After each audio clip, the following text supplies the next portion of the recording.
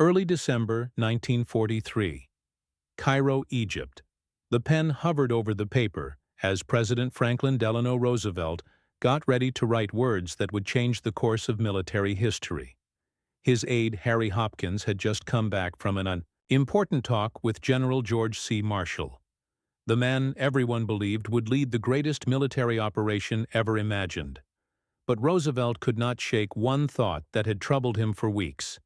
"I cannot sleep at night with him out of Washington." The decision was about to be made, and it would keep America's most daring combat general on the sidelines, while a master organizer who had never led troops in battle would command the invasion of Europe. What none of them knew was that this choice would change both the idea of command and the meaning of military greatness.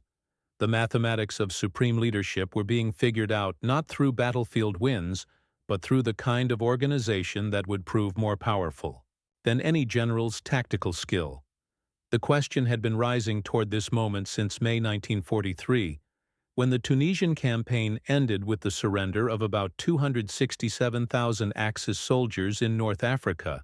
Among the American commanders who stood out in that victory was Lieutenant General George Smith Patton, Jr., a man whose name already brought fear to German hearts. At 57 years old, Patton represented everything Americans pictured when they thought of a true warrior general. He wore uniforms made just for him with shiny brass buttons that sparkled in the desert sun. Twin ivory-handled pistols hung from his sides, not as decoration but as weapons he could use with deadly skill. His words could make sailors blush, his temper could scare his men, and his battle skills could crush enemy forces with a speed that broke normal military rules. Patton's road to this moment had started many years earlier. Born November 11, 1885, in San Gabriel, California, into a family with strong military roots. Young George grew up hearing tales of ancestors who had fought in the Revolutionary War and the Civil War. His grandfather had been a Confederate colonel killed at the Third U. Battle of Winchester. This background shaped Patton's sense of self. From the time he was a child, he struggled with dyslexia. A condition not understood at the time made schoolwork hard for him, but he made up for it with an iron will and endless drive. He went to the Virginia Military Institute for 1 year before joining West Point in 1904. School problems made him repeat his first year, but he graduated on June 11, 1909, ranking 46th out of 100. 3 cadets, even then, his bold nature and fierce need to win, set him apart from others. After graduation, Patton's path took an unexpected turn.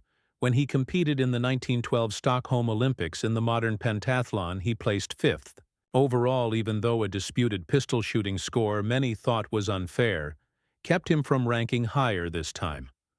Among world athletes strengthened his faith in personal greatness and in his belief that America needed fighters who could equal any rival. Anywhere, his athletic skill and his marriage to Beatrice Aya, the daughter of a rich Massachusetts businessman, gave him both influence and means that pushed his career forward. Patton's first taste of real battle came in 1916. During the Pancho Villa expedition into Mexico, serving as an aide to Brigadier General John J. Pershing.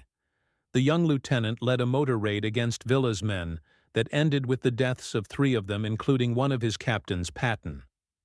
Personally, shot 2 men with his ivory-handled pistols, then tied their bodies to the hoods of his cars and drove back to headquarters. This act, harsh and bold, made national news, as papers called him the first American officer to use motor vehicles in battle. More importantly, it built a lifelong bond with Pershing, who became his guide and protector. For years, when America entered World War I in 1917, Patton went with Pershing to France. There he discovered his real purpose: armored warfare. The tank was a new weapon, rough and unreliable, but Patton instantly saw its promise. He created the United States Tank School at Langres, France, writing its training guides and battle rules himself. He studied French tank methods, talked with British tank leaders, and built American tactics that focused on speed and fierce attack. In September 1918, Patton led the new Tank Corps into battle during the Meuse-Argonne Drive. He was hit by machine gun fire while leading on foot an act that earned him the Distinguished Service Cross and proved his fearless courage. After the war, Patton became one of the top American voices for modern armored fighting through the 1920s and 30s. He wrote papers, ran tests, and argued, without rest, that the wars ahead would be decided by fast-moving tank forces. He collaborated with Major Dwight Eisenhower, whom he first met in 1919 on tank design and strategy. The two men, though very different in personality, shared a belief in the future of armored warfare, an idea Army leaders thought was too costly and too extreme. Limited budgets and old-fashioned views kept tanks tied to infantry roles. But Patton never quit fighting for progress. He created the M19, 13 cavalry sword known as the Patton Sabre, and wrote often about cavalry tactics, always looking for ways to keep attacking power alive in modern war. By 1940, as Europe burned with conflict, Patton's time had come. He was promoted to brigadier general in October 1940, taking charge of an armored brigade and training soldiers. In the fierce methods he had built over 20 years, he built the Desert Training Center in California's Mojave Desert, a huge camp where American troops learned to battle in the same harsh conditions found in North Africa. His drills were brutal, his expectations sky-high, but the troops who endured them became some of the Army's best fighters when Operation Torch began in November 1942. Patton led the Western Task Force, landing 35,000 men on the beaches of Morocco in America's first big strike against Axis troops. The Morocco landings proved Patton's talent even with Vichy French opposition, rough waves, and poor coordination. His men captured their landing zones and moved inland. Casablanca fell within 3 days. The Sultan of Morocco, impressed by Patton's skill and presence, awarded him the Order of Wissam Alawit, with a citation written in French. The lions in their dens tremble at his approach. More importantly, Patton showed that American troops could carry out complex beach assaults and beat strong resistance. This win brought him promotion to lieutenant general and bigger duties in the North African fight. When American forces faced their first real loss at Kasserine Pass in February 1943, it was Patton who was called to restore control and confidence. The battle had been a mess. German troops under Field Marshal Erwin Rommel had broken through American lines, causing more than 6,000 losses and destroying or capturing lots of gear. Major General Lloyd Fredendall, the Second Corps leader, had failed badly on March 6, 1943. Patton took over and at once started reshaping the beaten corps. He enforced strict uniform rules, ordering every man to wear his helmet and full gear at all times. Even away from the front, he set tough routines and close checks. He moved endlessly among his units, speaking with troops, inspecting weapons, and reviewing defenses. He pushed for bold scouting and attacks even when holding position. Within days, the difference showed. Soldiers stood taller, acted sharper, and fought tougher. Patton brought in Major General Omar Bradley as his deputy, seeing Bradley's calm skill as the perfect balance to his own bold style. Together they turned Second Corps into a strong combat team when American troops next met the Germans at El Guetar in late March 1943. They held firm and struck back with success. Patton had shown that American fighters could equal German veterans when well-trained, disciplined, and led. This victory proved his ways right and made him one of America's top battlefield commanders. The Sicily invasion in July 1943 lifted Patton's fame even higher, while at the same time creating the storm that would change his path. Operation Husky, the invasion of Sicily, had Patton leading the 7th Army with 90,000 men, landing on the island's southern shores on July 10, 1943. His job was mainly to guard the left side of British General Bernard Montgomery's 8th Army as it pushed north toward Messina. But Patton had no wish to play second to the British when Montgomery's advance slowed in the heavy fight near Catania. Patton saw his chance. he drove a fast strike west across Sicily, capturing Palermo on July 22nd, in a move that shocked both allies and enemies. Then he turned east, driving his troops along the island's northern edge toward Messina, in a full race against Montgomery. The contest became personal, with both men pushing their soldiers hard to reach the vital port. First, Patton won, reaching Messina on August 17, 1943, beating Montgomery. By only a few hours, the victory had mixed reviews. As some said, Patton chased fame instead of cutting off German escape routes. But it sealed his name as a daring, forceful leader who made the impossible happen. Sicily fell in 38 days, with Allied losses around 24,850. The fight knocked Italy out of the war and opened the Mediterranean for Allied ships. Yet inside this victory lay the events that would darken Patton's record and permanently change his career path. On August 3, 1943, Patton went to the 15th Evacuation Hospital near Nicosia. Walking through the wards, he came across Private Charles H. Cool, a 26-year-old soldier from Indiana, who had been admitted for what doctors called battle fatigue or combat exhaustion. The soldier had no visible injuries. Patton, who saw such conditions as cowardice, demanded to know what was wrong when told the man was nervous and could not handle the shelling. Patton lost his temper. He slapped Cool across the face with his gloves, called him a coward, and ordered him back to the front. At once the medical staff were shocked, but the event was reported through hospital channels and kept under wraps for a short time. 7 days later, on August 10th, Patton visited the 93rd Evacuation Hospital. There he met 21-year-old Private Paul G. Bennett, another soldier diagnosed with battle fatigue. Bennett had fought effectively for 4 years, but had reached his limit when Patton asked what was wrong, and Bennett said he guessed he could not take it. Patton's anger went beyond his first outburst. He slapped Bennett twice, once so hard the soldier's helmet liner flew off. Then Patton drew one of his ivory-handled pistols, waved it near Bennett's head, and threatened to shoot him for cowardice. He called Bennett a coward again and again, then ordered the medical team to send him back to the front, or press charges. The doctors and nurses present were horrified, and several filed reports detailing the general's behavior. These reports made their way to Lieutenant General Omar Bradley, now commanding 2nd Corps, who kept the reports locked in his safe out of loyalty to his old commander.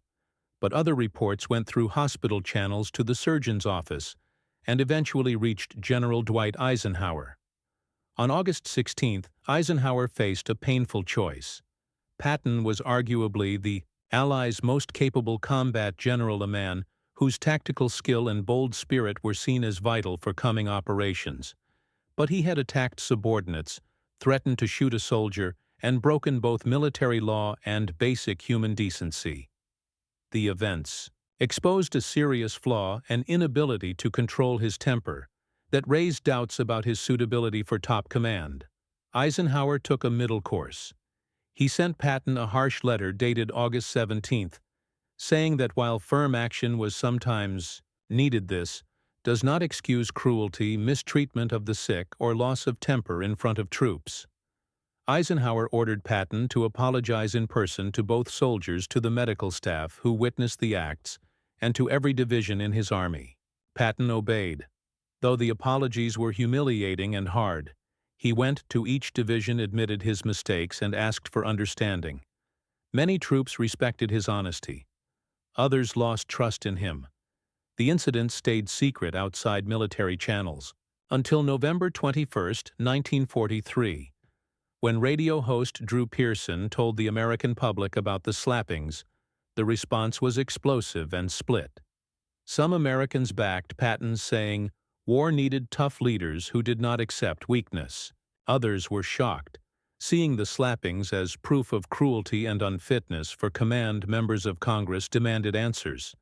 Secretary of War Henry Stimson and Army Chief of Staff George Marshall faced strong pressure to defend Patton or remove him. The debate raged just as the most critical command decision of the war was being made, a choice that involved not just Patton, but also 2 other remarkable military leaders whose careers had followed very different paths. Dwight David Eisenhower was born on October 14, 1890 in Dennis, Texas. Into a family of modest means, his father worked as a mechanic at a creamery, and young Dwight grew up in Abilene, Kansas. In far humbler circumstances than Patton's privileged life, Eisenhower went to West Point, not out of a love for the military, but because it offered a free college education. He graduated on June 12, 1915, ranking 61st in a class of 164 cadets. That class, later called the class the stars fell on, would produce 59 generals. But in 1915, Eisenhower seemed an unlikely candidate for greatness. Eisenhower's early career was full of frustration. When America entered World War I, he desperately wanted to lead troops in combat. But the Army put him in charge of training tank units at Camp Colt, Pennsylvania. He excelled at training and organizing, setting up a strong tank school that prepared thousands for battle. Yet he never went overseas. The war ended before he could deploy, leaving him feeling he had missed the defining experience of his generation. After the war, he went back to his permanent rank of captain, then was promoted to major, but progress was painfully slow in 1919. Eisenhower took part in the Army's transcontinental motor convoy, a 2-month journey across America that showed how poor the nation's roads were. This experience, along with his tank training, convinced him that future wars would need fast mechanized forces and strong infrastructure. He met Major George Patton that same year at Fort Meade, Maryland, where both were assigned to tank units. Despite very different personalities and backgrounds, they became friends and partners. They spent hours talking about tank tactics, testing equipment, and writing articles. Supporting armored warfare, their superiors, however, stuck to old doctrine, and both men faced criticism for their radical ideas. Through the 1920s and 30s, Eisenhower's career moved forward through staff roles that highlighted his organizational skill. While keeping him away from combat, he attended the Command and General Staff School at Fort Leavenworth, graduating first in a class of 275 officers in 1926. This academic achievement brought him to the attention of senior officers who valued planning and strategy. He served as a speechwriter and aide to General John J. Pershing, helping the aging general with his memoirs. He worked under Brigadier General Fox Connor in Panama, where Connor became his mentor. Shaping his understanding of coalition warfare and military history, Connor told Eisenhower that another world war was certain, and that when it came, America would fight. As part of an alliance, probably with Britain and France, in 1933, Eisenhower became an aide to General Douglas MacArthur, then Army Chief of Staff. The relationship was difficult. MacArthur was proud, brilliant, and certain of his own genius. Eisenhower, more modest and practical, often found himself smoothing over disputes. MacArthur caused with Congress and the Roosevelt administration when MacArthur went to the Philippines in 1935 to build that nation's defense forces. Eisenhower went with him as his assistant. The 6 years in the Philippines from 1935 to 1939 were frustrating professionally but full of learning. Eisenhower learned diplomacy, managing the tricky relations between American military advisors, Filipino leaders, and MacArthur's huge ego. He learned that military actions needed political support, that coalition warfare required compromise, and that patience and tact often achieved more than confrontation. When Eisenhower returned to the United States in 1939, war had already started in Europe. His career picked up fast as the Army urgently needed experienced staff officers to handle expansion and mobilization. He impressed everyone with his organization, clear thinking, and ability to work long hours in 1941. He took part in large-scale Army exercises in Louisiana, showing the growing mechanized power of the forces. His work caught the eye of General George C. Marshall, the Army Chief of Staff, who was gathering talented officers for the coming war when Japan attacked Pearl Harbor on December 7, 1941. Marshall called Eisenhower to Washington and put him in the War Plans Division. Eisenhower's first job was to design a strategy for the Pacific. He worked long, exhausting hours, often sleeping in his office, producing practical plans that impressed Marshall. In February 1942, Marshall promoted Eisenhower to head the War Plans Division, putting him in charge of strategic planning across all theaters. Eisenhower pushed for a Europe-first strategy, saying, Germany was the biggest threat, and defeating Hitler must be the Allies' top priority. His clear thinking and ability to see the big picture while handling endless details made him vital to Marshall. In June 1942, Marshall sent Eisenhower to London as commanding general of the European theater. It was a huge promotion for a man who had never led troops in battle. But Marshall saw Eisenhower had unique skills for coalition warfare. Eisenhower's task was to set up American forces in Britain, keep alliance cooperation strong, and plan the invasion of France. He excelled at working with the British, building a relationship with Winston Churchill, earning the trust of British commanders, and creating a combined Allied headquarters, where American and British officers worked together. His diplomatic skill and willingness to compromise on minor points while staying firm on essentials, and his true belief in Allied teamwork made him highly effective when Operation Torch began. In November 1942, Marshall picked Eisenhower as Supreme Allied Commander.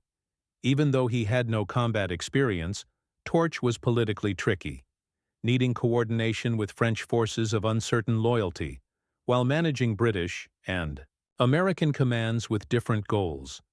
Eisenhower handled the political challenges brilliantly, negotiating ceasefires, with French leaders managing the tense situation around Admiral François and keeping Allied forces focused on beating the Germans. The campaign worked and Eisenhower's reputation grew. He had shown he could lead a coalition in battle operations even without personally commanding troops.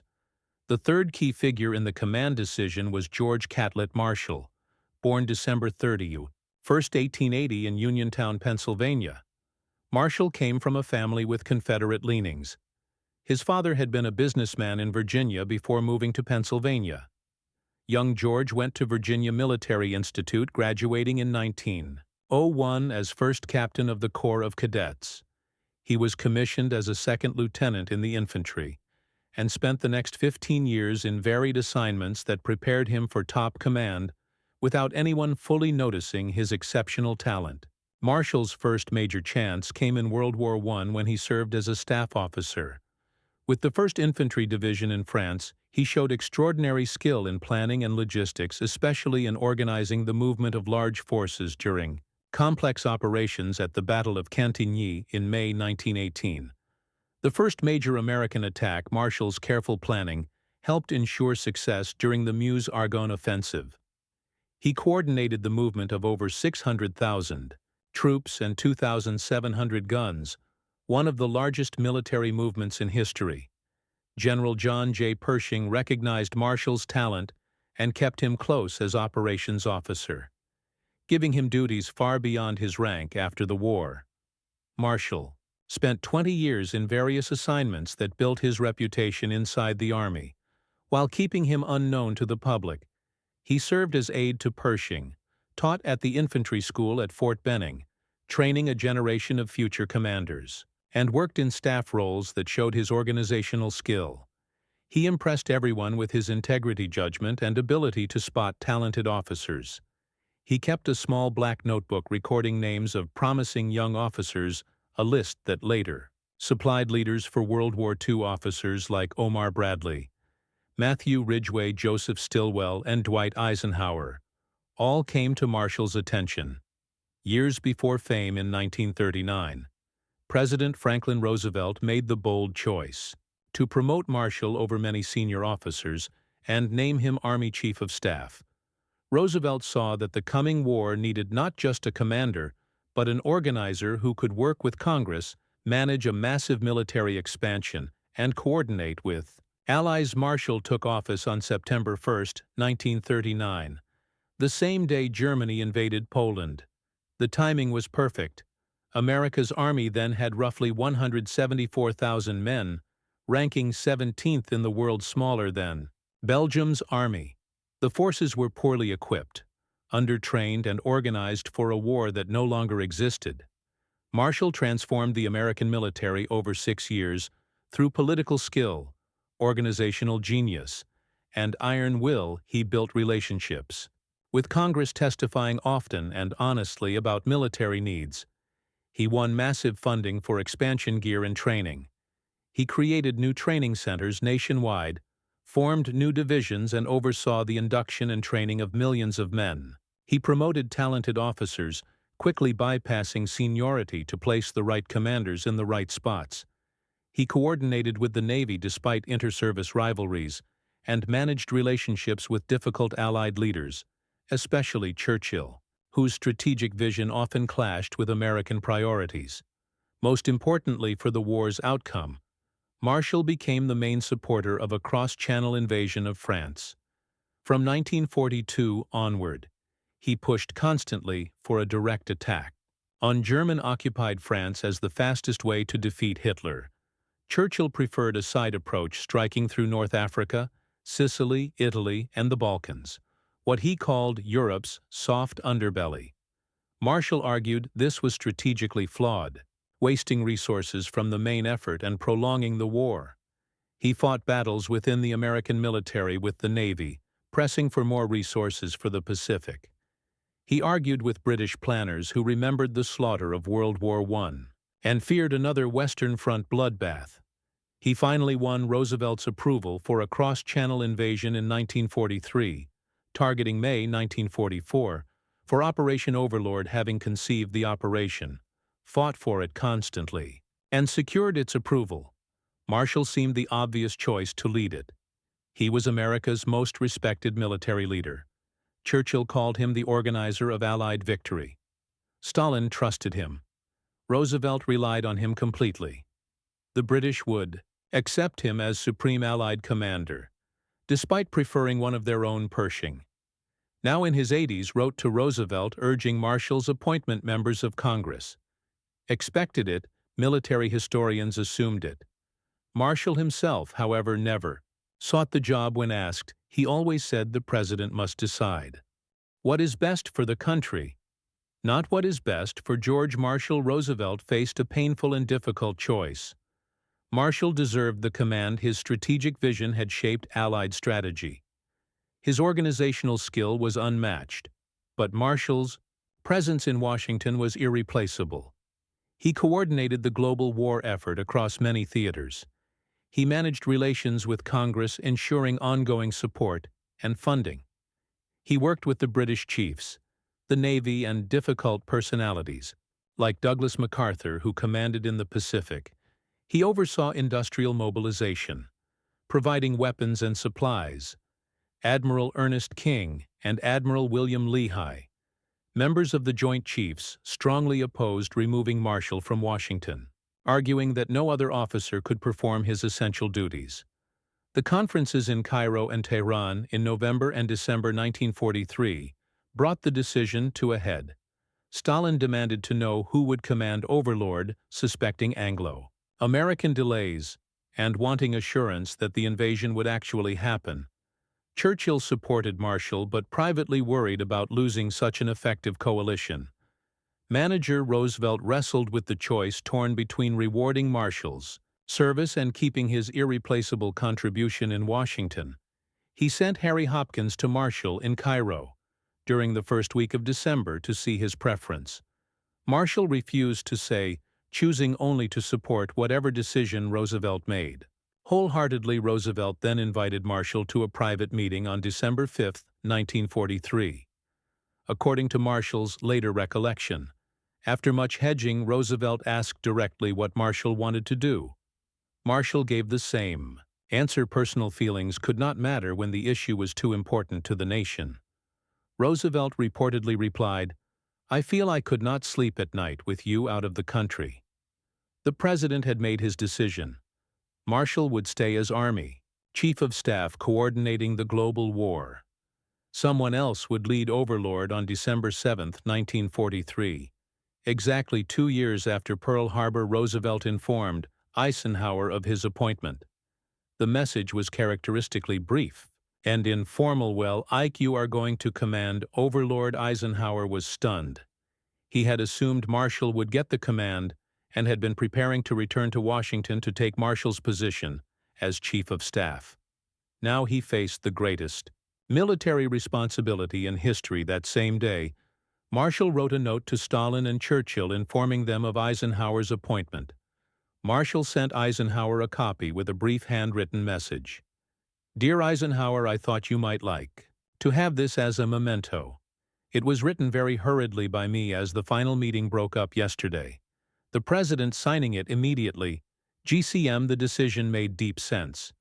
Once its logic became clear, Overlord was not primarily a tactical operation, needing battlefield genius. It was the most complex organizational challenge in military history, requiring coordination of forces from many nations, with different command structures, strategic goals, and tactical doctrines. The operation would involve over 3 million men, nearly 7,000 ships, 11,000 aircraft, and countless supporting elements. Success would rely on diplomatic skill in managing alliance politics, organizational mastery in coordinating complex movements, strategic vision in seeing how tactical actions fit into larger objectives, and the ability to make subordinates from different nations work together. Effectively, Eisenhower had exactly these qualities.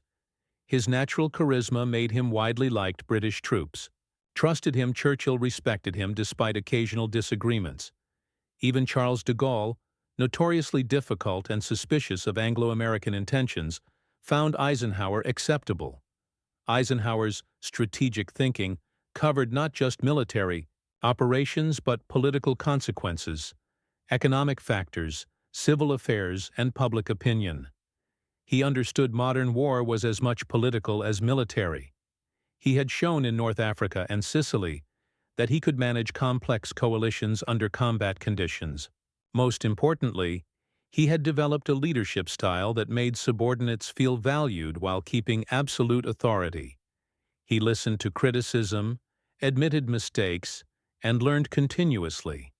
These qualities made him ideal for supreme command of a coalition where unity of effort mattered more than tactical brilliance. As Eisenhower set up his headquarters in London in January 1944, he immediately faced challenges that proved Roosevelt's judgment. Right. The first challenge involved command structure. The initial plan, developed under British Lieutenant General Frederick Morgan, called for a 3-division assault on a narrow front. Eisenhower, reviewing the plan, immediately saw it as inadequate.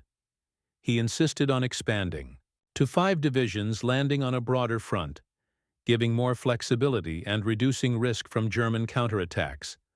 This expansion required more landing craft, more air support, more supplies, all of which were limited.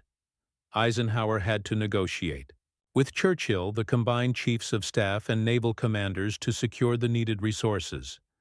His diplomatic skill and ability to make persuasive arguments won approval for the expanded operation. The second challenge involved ground commanders. British General Bernard Montgomery would lead all ground forces during the initial assault, including British and American armies.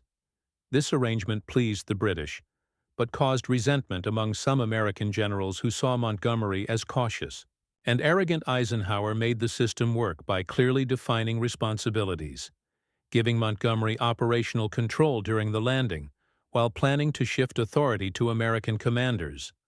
After the breakout, he managed Montgomery's difficult personality, deflected criticism, and kept the coalition functioning smoothly. The third and most sensitive challenge was Patton. Despite the slapping incidents, controversy, and public outcry, Eisenhower and Marshall both recognized Patton's combat skills would be essential once mobile warfare began. The question was how to use him. Until then, Eisenhower's solution showed strategic creativity. Patton would command Third Army, which would be activated only after the invasion succeeded and a breakout occurred. Until then, Patton would be the centerpiece of the most elaborate deception operation in military history.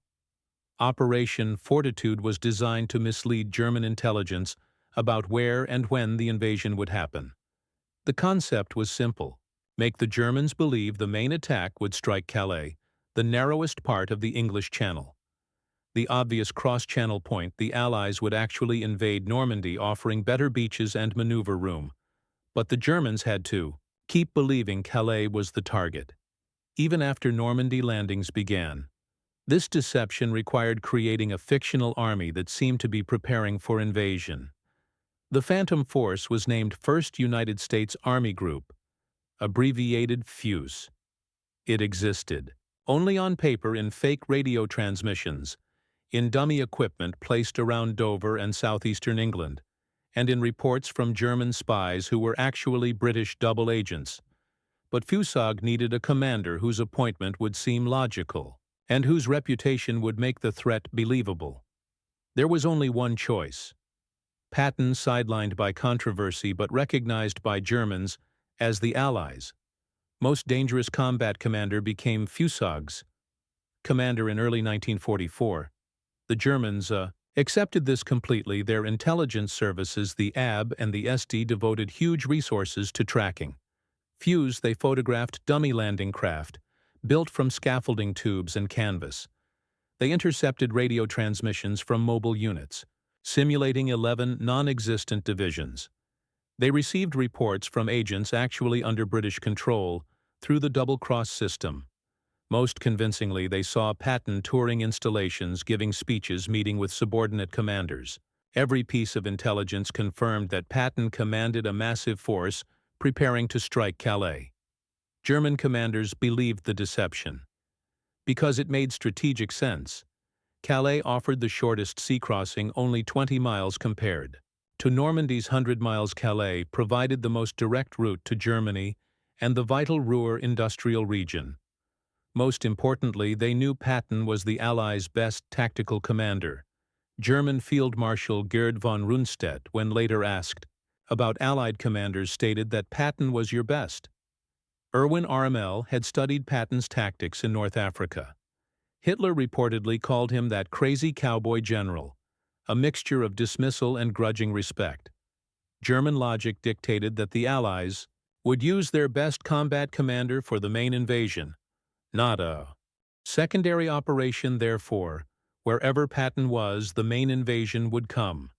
The deception included one particularly audacious element. General Hans Kramer, who had commanded a panzer division in North Africa before capture in May 1943, was being repatriated due to poor health. Before his departure in May 1944, British intelligence arranged for him to dine with Patton. Throughout the evening, Patton, presented as FUSAG commander, mentioned Calais and invasion. Preparations afterward, Kramer was driven through southern England, passing enormous troop concentrations. Road signs indicated he was in southeastern England near Dover. In reality, he was in southwestern England, seeing actual Overlord preparations. But the deception was perfect. When Kramer reached neutral Sweden and reported to German intelligence, he confirmed everything. The Germans already believed Patton commanded a huge force preparing to invade at Calais, while Patton played his role as decoy. Eisenhower worked exhausting days preparing the actual invasion. He moved his operational headquarters to Telegraph Cottage outside London, where he could focus without constant interruptions. He personally visited every division scheduled to participate in the assault, speaking to soldiers, projecting confidence, building trust. By June 1944, he had visited all American, British, and Canadian assault units, often spending hours talking with men who would carry out his orders. Soldiers responded to his genuine warmth and obvious concern for their welfare. They saw not a distant commander, but a leader who understood what he was asking them to do. Eisenhower also made the hardest decisions a commander faces. He approved the airborne assault. Despite predictions of 70% casualties for paratroops dropping behind enemy lines, he understood the risk but recognized that without airborne forces securing the invasion flanks, the entire operation might fail. He wrestled with weather, as D-Day was originally scheduled for June 5. But terrible storms forced postponement. His meteorologists predicted a brief improvement on June 6th, followed by more bad weather, if the invasion did not go on the 6th.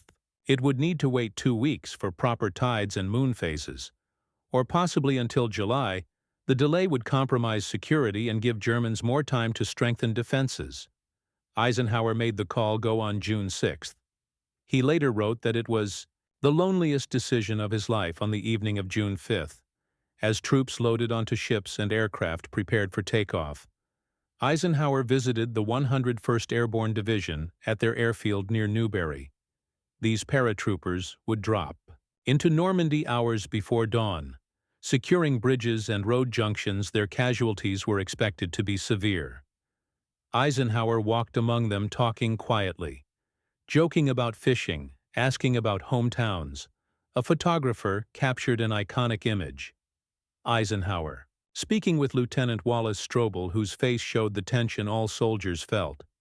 After the visit, Eisenhower returned to headquarters and wrote a message, accepting full responsibility.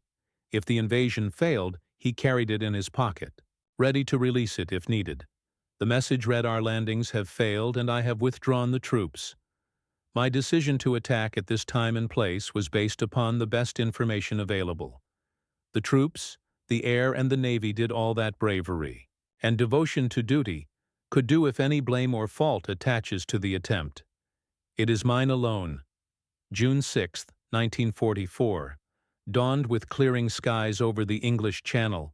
At 6:30 in the morning, American, British, and Canadian soldiers stormed 5 beaches across 50 miles of Normandy coastline.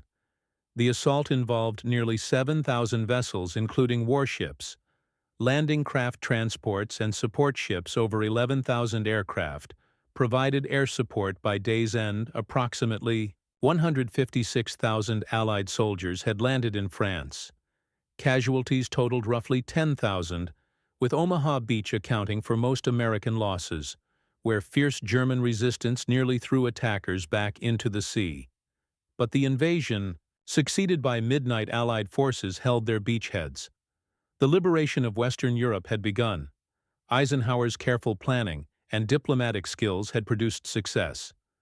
The expanded assault front prevented German forces from concentrating against a single point. The airborne drops, despite heavy casualties and scattered deployment, confused German commanders and delayed reinforcements. Naval gunfire provided crucial support to struggling infantry. Air superiority prevented German aircraft from attacking vulnerable ships and troops. Most critically, the deception worked perfectly. As fighting raged in Normandy, Hitler refused to commit. His armored reserves, convinced the real invasion would still come at Calais. The German 15th Army remained near Calais, waiting for Patton for 7 weeks after D-Day. Substantial German forces stayed at Calais instead of reinforcing Normandy. British double agents, particularly Juan Pujol Garcia, codenamed Garbo, continued sending messages through German intelligence networks describing FUSAG's preparations and explaining why the Calais invasion was delayed. Hitler believed these reports. He kept armored divisions that might have crushed the Normandy beachhead waiting for an invasion that would never come. The Allies had hoped the deception might buy them 2 weeks.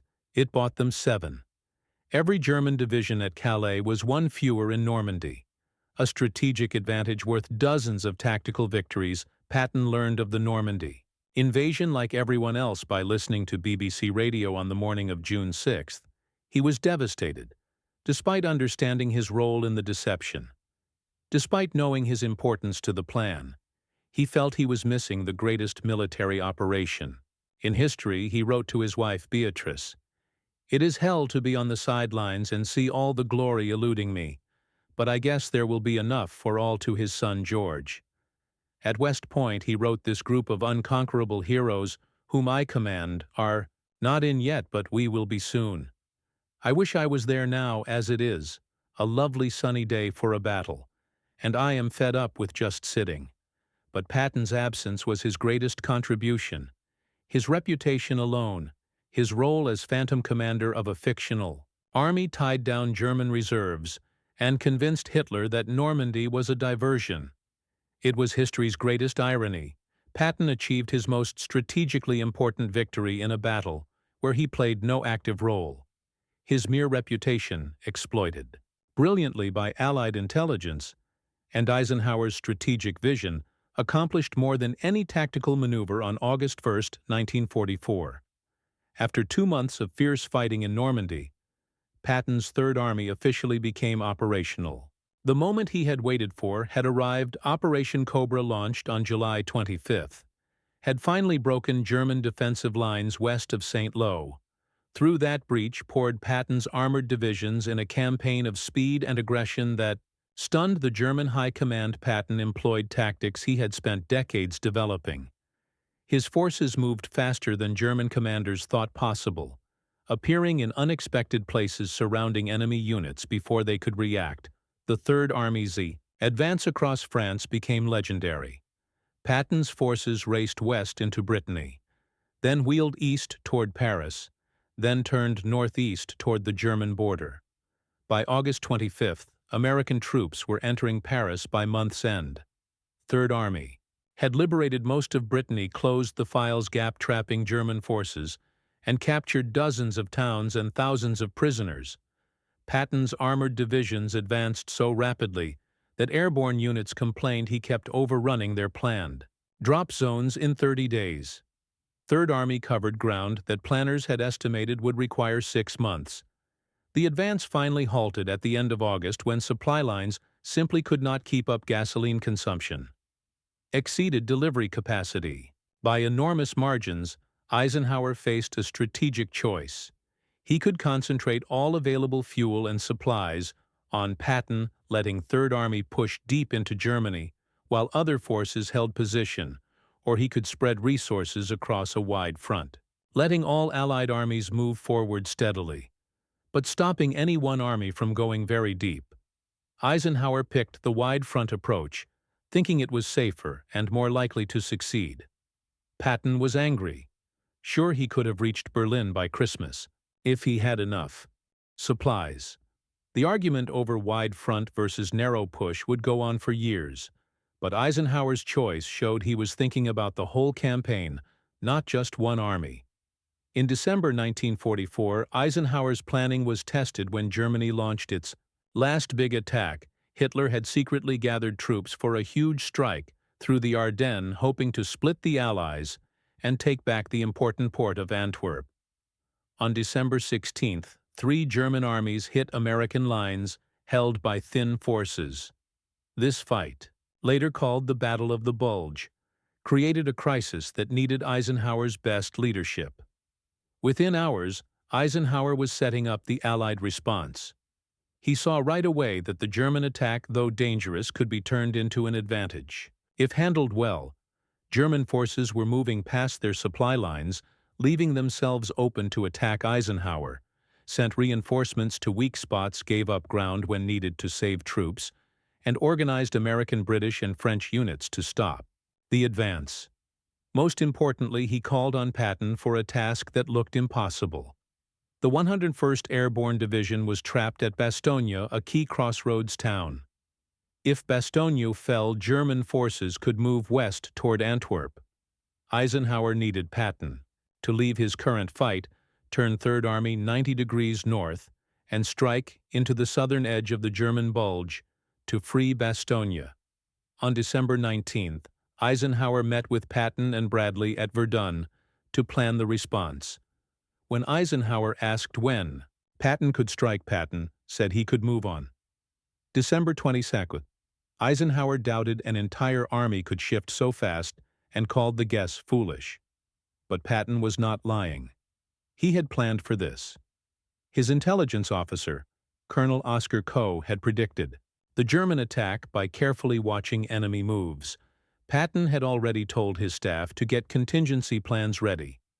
When he got back to headquarters in Nancy, he just called his chief of staff and gave the code word for the mission they had already planned.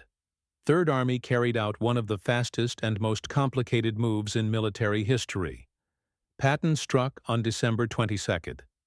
Third Army drove 3 divisions north through snowstorms and frozen ground toward Bastogne.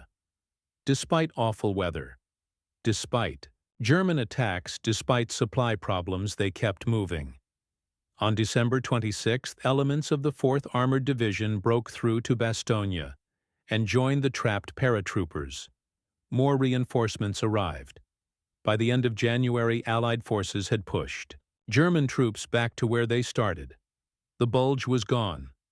Germany's last big gamble had failed. The Battle of the Bulge showed the perfect mix of Eisenhower's planning and Patton's battlefield skill. Eisenhower handled the whole Allied response, assigned resources and made smart choices about where to defend and where to strike. Patton led boldly, achieving what others thought impossible. Together they made an unbeatable team, each giving crucial parts to win. By March 1945, Allied troops were crossing the Rhine and moving into Germany. On March 1-3, Army took Trier, leading to a famous exchange. When Eisenhower's headquarters suggested Patton skip Trier because it would take 4 divisions, Patton answered, "Have taken Trier with 2 divisions. Do you want me to give it back?" His message showed Patton's bold confidence and drive to do what others thought too hard.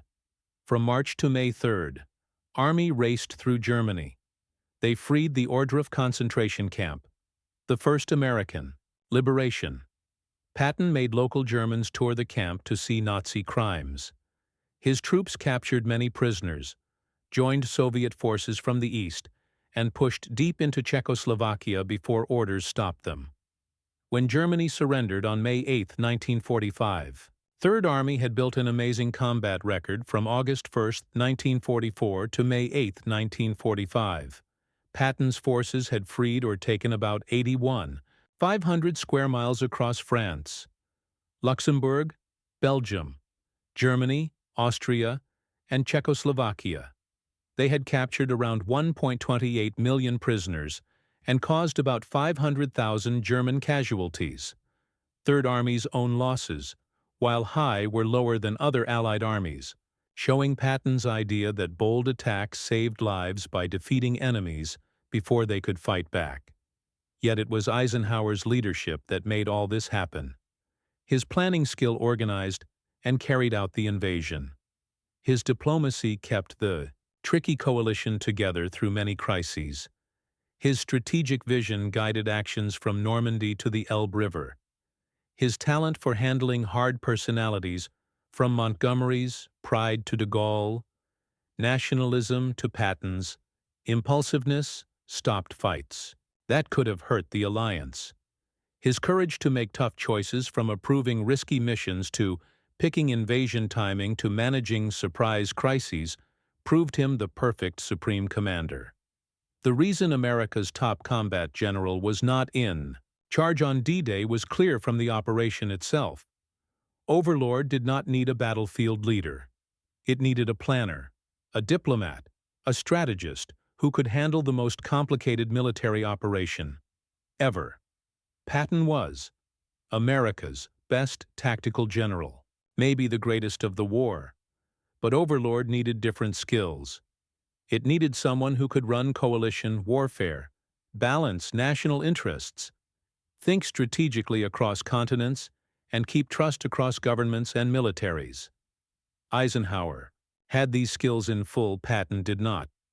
The slapping events, far from just small mistakes, showed character flaws, making Patton unfit for supreme command. His trouble controlling anger, his habit of acting too fast, his weak political sense, these traits might work for a regular army commander, but were disqualifying for a supreme commander handling tricky diplomacy and keeping political support at the highest levels. Roosevelt's choice of Eisenhower over Marshall showed even greater wisdom. Marshall would have been a great supreme commander. His planning skill was unmatched, his strategic vision was deep, his reputation spotless. But Marshall's real value was in Washington, where he ran the global war effort, managed Congress, balanced multiple fronts, and kept political and logistical support that made victories possible. Sending Marshall to Europe would have solved one problem, but caused another Eisenhower in Europe, and Marshall in Washington was the perfect mix. And Patton, though left out of Supreme Command and D-Day, found his best role. His tactical skill and bold spirit were exactly what mobile fighting needed after the invasion. Third Army's results proved every claim about Patton's talent. He really was America's top combat general, the man whose name terrified Germans, but he worked under Eisenhower following a plan made by Eisenhower and Marshall, doing his part in a bigger plan that needed different skills at different levels. This command choice left a legacy beyond World War II. Eisenhower's success set new rules for modern military leaders. He showed that modern war needs not just tactical skill, but planning skill, political sense, diplomacy, and strategy. These traits became standards for top military leaders later. The U.S. military focus on joint operations, coalition fighting, and strategic thinking over just tactics came from lessons from Eisenhower's success. Eisenhower used his military fame for political success, serving as U.S. president. From 1953 to 1961, his presidency showed the same traits that made him a strong commander: planning, skill, strategic thinking, coalition building, and handling tough situations without losing sight of big goals.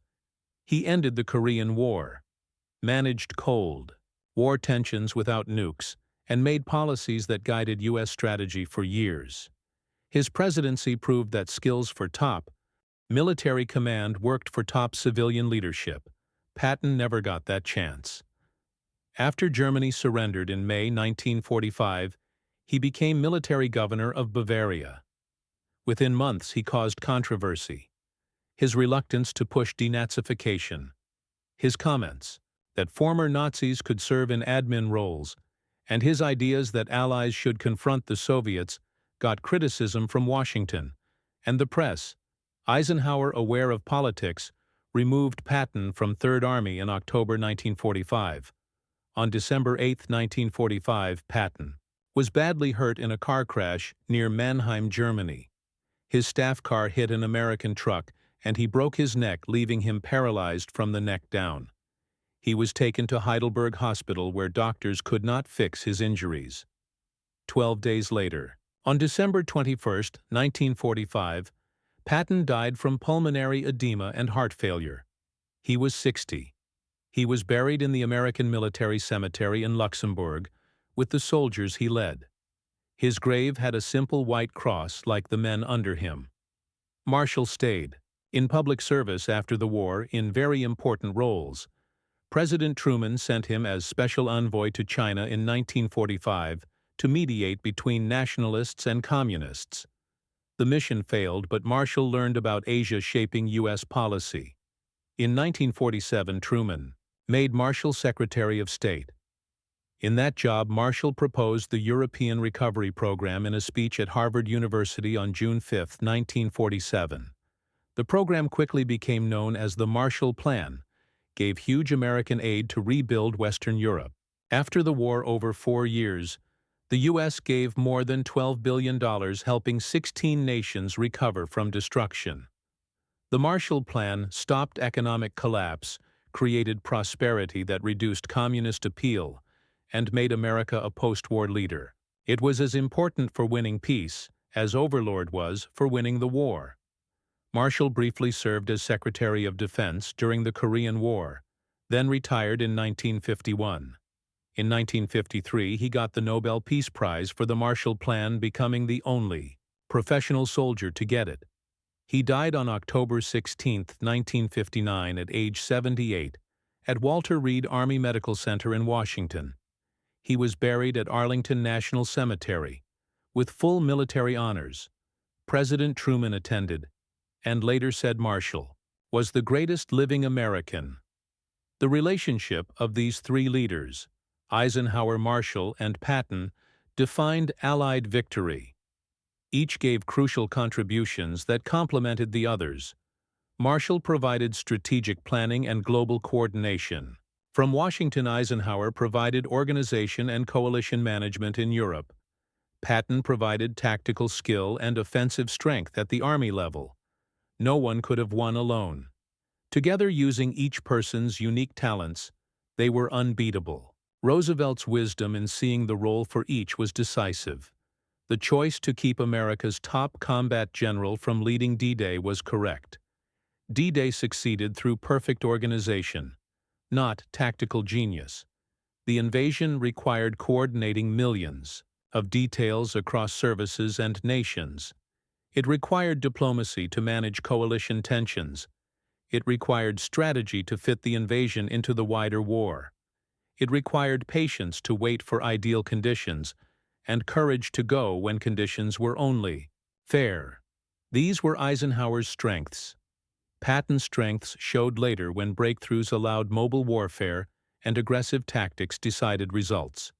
Using Patton for deception before D-Day and as a commander afterward showed perfect understanding of how to use each general where he would have maximum effect.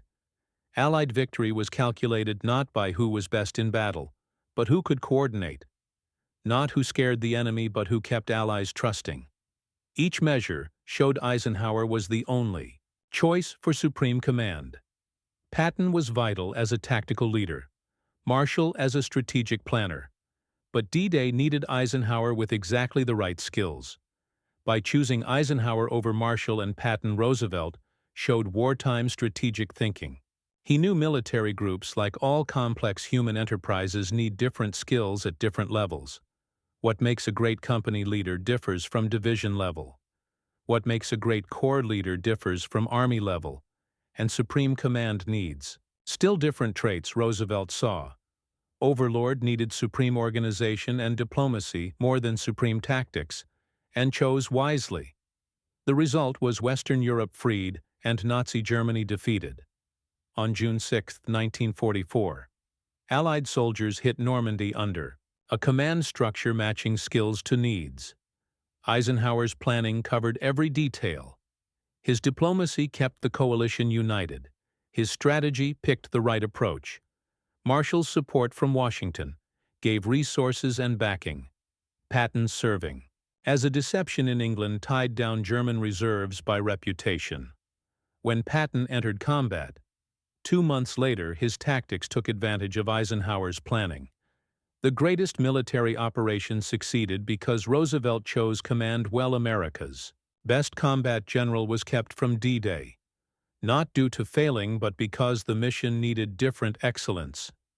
By picking Eisenhower over Patton for supreme command, Roosevelt knew winning modern wars requires matching skills to challenges Patton's won glory in France, Bastogne, and the drive through Germany. But D-Day belonged to Eisenhower, whose planning, diplomacy, and strategy made the century's greatest military achievement. The choice to sideline Patton was recognition that supreme command needed different talents. Talents Eisenhower had in full. Both men in roles matching their skills helped win Allied victory. Roosevelt's wisdom proved in Europe freed from Nazis and democratic peace lasting 8 decades. That legacy shows great leadership. Needs courage and tactics, but also wisdom to put the right person in the right role at the right time. Roosevelt had that wisdom. His choice to sideline Patton while giving Eisenhower supreme command changed military history and shaped the modern